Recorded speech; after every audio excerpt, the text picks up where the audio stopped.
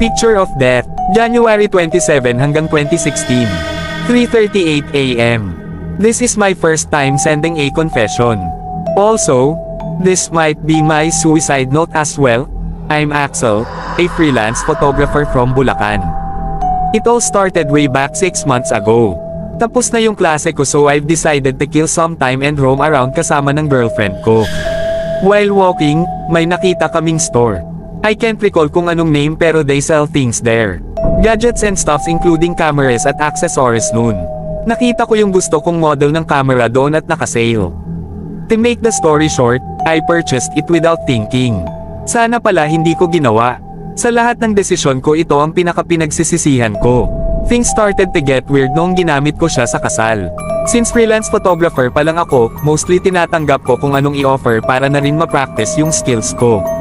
Kasal ng dating batchmate ko yun at ako ang kinuhang photographer. TBH, everything went well. Hanggang sa iidat ko na sana. One picture caught my attention. The photo of the bride and groom. Kitang-kita kong wala ng mata yung bride. Malinaw na wala na siyang mata doon sa litrato, dinlit ko yon kasi ang creepy. Kinabukasan tumawag ang batchmate ko na patay na yung bride. Car accident nung pauwi na sila. Upon the burial, lubog na parang napipina yung mukha niya. Especially sa part ng mga mata. Ang sabi na puruhan daw ang ulo at durog ang mga mata niya.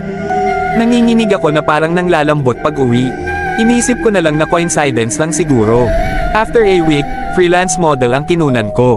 Upon editing, may nakita akong nasa background. Parang nakabelo yung suot pero parang nadaan lang kasi blurred. Hindi ako kinabahan kasi nag-shoot kami sa medyo mataong lugar. Baka kako tao yun na dumaan lang, 2 days after the shoot. Namatay yung model. Ewan ko kung anong tinamatay.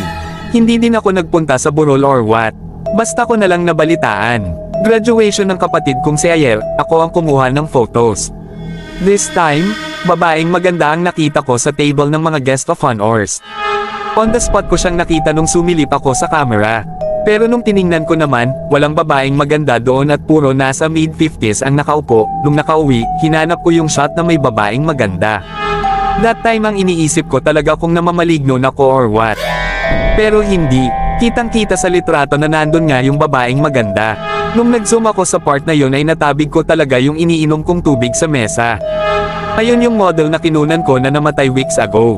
Ang bigat ng hinga ko noon nung naalala kong may nag-appear na babaeng nakabelo sa isa sa mga kuha niya.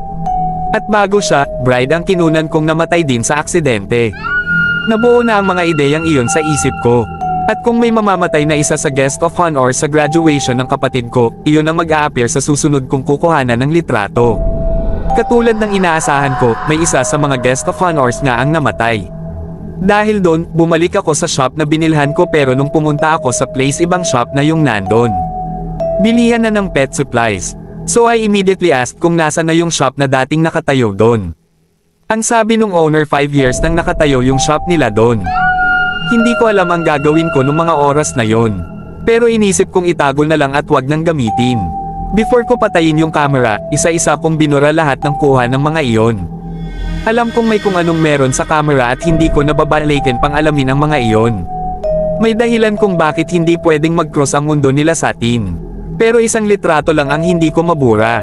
Ang kuha ng sarili ko mula sa malayo habang natutulog, hindi ko alam kung sino ang kumuha noon pero alam kong may nakasilip sa bintana ko na parang matandang lalaki at wala na kong lakas ng loob para. Ay sumpay yun. Alam ko na. Alam ko na. Pero thankful na din ako na ako. At hindi si mama o si Ayer.